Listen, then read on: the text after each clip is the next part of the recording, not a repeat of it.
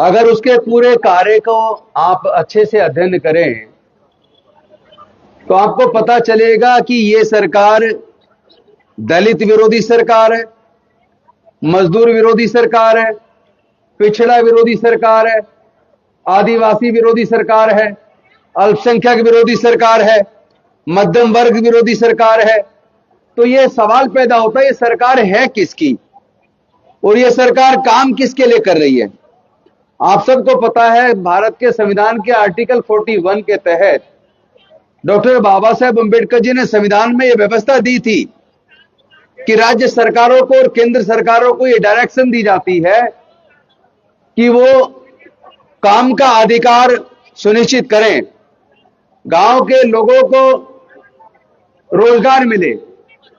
और उसी आर्टिकल 41 के तहत पिछली यूपीए की मनमोहन सिंह जी की सरकार ने आदरणीय सोनिया गांधी जी के डायरेक्शन में डॉक्टर बाबा साहेब अम्बेडकर के सपने को साकार करने के लिए वो नरेगा लेकर आए, महात्मा गांधी नेशनल रोजगार गारंटी योजना लेकर आए, ताकि कोई भी मजदूर, कोई भी गरीब भूखा ना रहे। क्योंकि जब काम होगा तो काम से क्या होता है, थोड़ा पैसा घर में आएगा, उससे स्वाभिमान बढ़ता है, उसमें आदमी का विश्वास बढ़ता है, अपने ऊपर भरोसा बढ़ता है।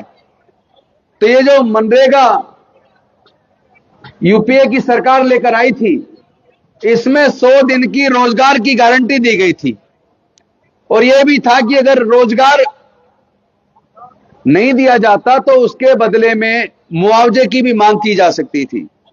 यानी काम का जो अधिकार था वो डिमांड बेस्ड था। अगर मजदूर काम मांगता तो राज्य सरकार की जिम्मेदारी थी कि वो उसको काम दे। और देश की सभी ग्राम सभाओं को मजबूती देने का काम किया था, सभी ग्राम सभाओं में काम होता था। लेकिन मनरेगा को खत्म करने का जो षड्यंत्र केंद्र की भारतीय जनता पार्टी सरकार ने किया, विकसित भारत ग्राम जी नाम देकर उन्होंने राज्य जो पहले पूरा का पूरा खर्चा केंद्र सरकार उठाया करती थी और ज्यादातर मामलों में 90% केंद्र सरकार और 10% राज्य सरकार कंट्रीब्यूट करती थी, उस व्यवस्था को बदल के कर दिया कि अब 60% केंद्र देगा, 40% भार राज्य सरकारों पर डाल दिया। जब पूरा खर्चा केंद्र को देना था, राज्यों को ना के बराबर खर्चा देना था, तब भी एवरेज काम मजदूरों को एक साल में 40 से 45 दिन मिलता था। यानी जब केंद्र सरकार को पूरा फंड कंट्रीब्यूट करना था, उस वक्त भी काम 100 दिन भी नहीं दे पा रहे थे, 40 से 45 दिन काम मजदूरों को मिल रहा था। और अब ये झूठा सपना दिखा रहे हैं कि हम 125 दिन काम देंगे और उसमें जो 40% अतिरिक्त बाहर जो राज्य सरकारों पे डाला है, जिसमें ज्यादातर राज्य सरकारों की आर्थिक स्थिति इतनी खराब है कि वो पहले से ही कर्ज के बोझ तले मर रहे हैं। और वो योजनाएं जो केंद्र के द्वारा बनाई गई योजनाएं हैं, जो केंद्र सरकार के द्वारा जिसमें बजट मिलता है और साथ में राज्य सरकार को कंट्रीब्यूट करना पड़ता है। अगर सेंट्रल स्पॉन्सर्ड स्कीम को आप देखेंगे, उन स्कीम में ज्यादातर स्कीम इसलिए फेल हो गई क्योंकि राज्य सरकारों को जो बोझ डाला गया वो अपने हिस्से का उसमें पैसा डालें। जब राज्य सरकारें अपने हिस्से का पैसा नहीं डाल पाती तो अल्टीमेटली उसका असर ये होता है कि केंद्र सरकार भी अपना पैसा नहीं देता और वो सेंट्रल स्पॉन्सर्ड स्कीम डूब जाती है। यही हाल देश में अनुसूचित जाति, जनजाति, पिछड़े वर्ग की जो स्कॉलरशिप है, इस स्कॉलरशिप की भी यही स्थिति है। सारी स्कॉलरशिप लगभग ठप पड़ी है, कोई पैसा नहीं है। और अभी जो बजट आया है, अगर आप उस बजट को देखेंगे तो गांव का जो फंड था गांव के विकास का वो भी कम कर दिया, जो स्कॉलरशिप का फंड था वो भी कम कर दिया, जो सोशल वेलफेयर का फंड था वो भी खत्म कर दिया, जो महिलाओं के विकास के लिए फंड था वो भी कम कर दिया, जो प्रधानमंत्री आवास योजना का फंड था वो भी कम कर दिया। हर मोर्चे पे ये सरकार पूरी तरह फेल है। और इस फेल सरकार ने, अभी आपने देखा होगा यूजीसी एफिलिएटेड जो कॉलेजेस हैं हायर एजुकेशन के, उसके अंदर भी एक सुप्रीम कोर्ट के डायरेक्शन पे कमेटी बनी थी संसद की, और उस कमेटी की रिपोर्ट पर यूजीसी के द्वारा एक रेगुलेशन जारी किया गया 13 जनवरी को कि किसी भी हायर एजुकेशन के इंस्टीट्यूशन में जाति के आधार पर, धर्म के आधार पर, क्षेत्र के आधार पर, भाषा के आधार पर या डिसेबिलिटी के आधार पर अगर कोई पक्षपात होता है, किसी को अगर डिस्क्रिमिनेशन किया जाता है, particularly SC, ST, OBC, minority शब्द नहीं यूज हुआ, धर्म रिलीजन यूज हुआ है, और ईडब्ल्यूएस, क्योंकि ईडब्ल्यूएस में तो जनरल कैटेगरी भी शामिल हो गई, और उस कानून के खिलाफ एक तरफा देश का वो मीडिया जिसको आप मीडिया समझते हैं, जो बीजेपी का कार्यकर्ता बन गया है, उस लोगों ने जो माहौल बनाया, और उस माहौल के दबाव में सुप्रीम कोर्ट ने उस रेगुलेशन को रोक दिया, जिस रेगुलेशन से यूनिवर्सिटीज के अंदर होने वाले भेदभाव, पक्षपात और उत्पीड़न को रोकने का प्रयास किया गया था। जबकि यह केवल यूजीसी से एफिलिएटेड कॉलेजेस पे लागू था। जो इंजीनियरिंग कॉलेज हैं, मेडिकल कॉलेजेस हैं, या जो दूसरे कॉलेज हैं, जो दूसरी यूनिवर्सिटीज हैं, जो यूजीसी के दायरे में नहीं आती, एफिलिएटेड नहीं है, उस पर लागू नहीं होता था। तो एक एक करके आप देखेंगे तो कोई भी भारत में सुरक्षित नहीं है।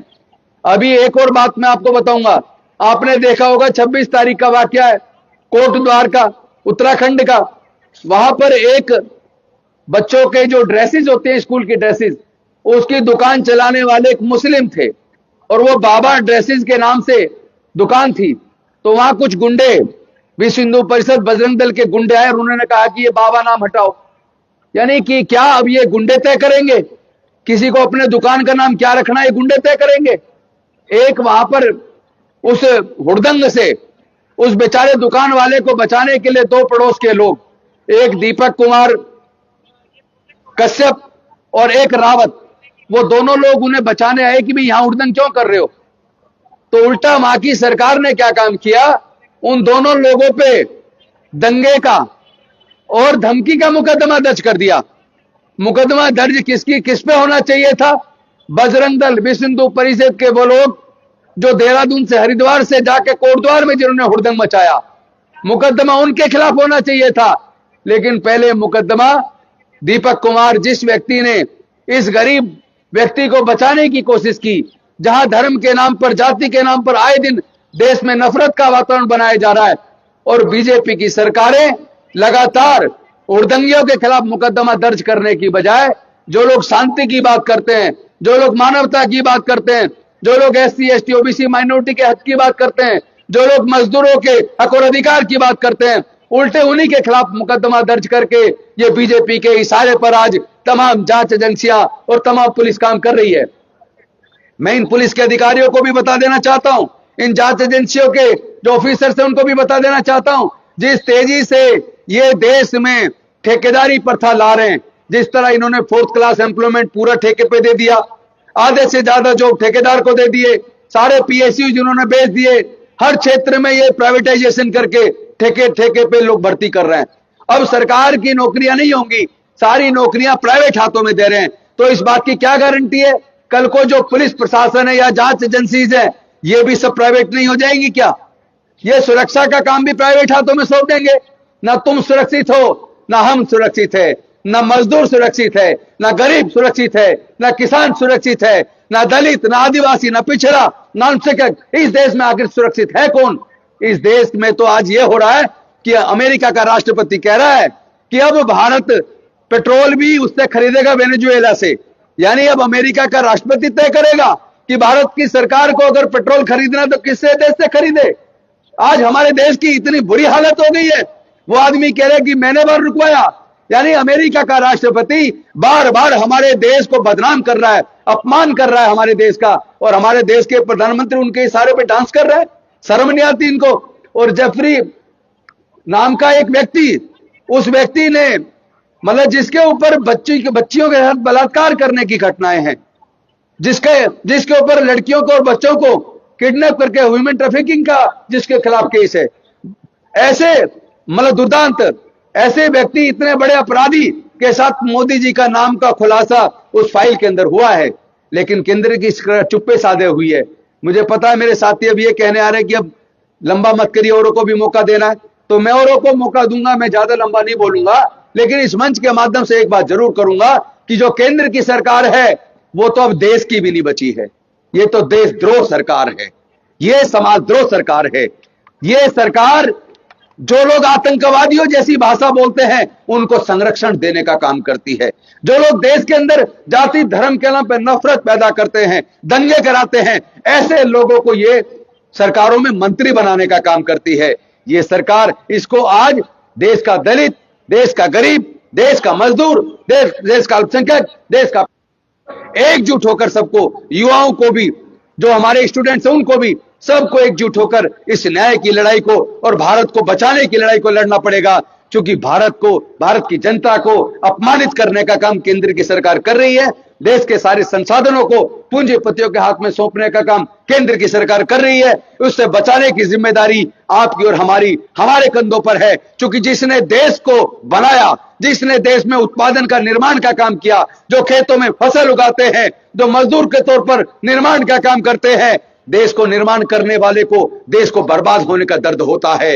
लेकिन जो देश को बेचने वाले लोग हैं, जो आजादी से पहले आंदोलन में, आजादी के आंदोलन में शरीक होने के बजाय जो अंग्रेजों के साथ खड़े थे, आज वो देश को तबाह कर रहे हैं। तो देश को तबाह करने वाला परेशान नहीं होगा, जिसने देश का निर्माण किया है वो परेशान है, उसको दर्द है, वही धरने प्रदर्शन करता है और उसी को धरने प्रदर्शन करने पर भी रोक।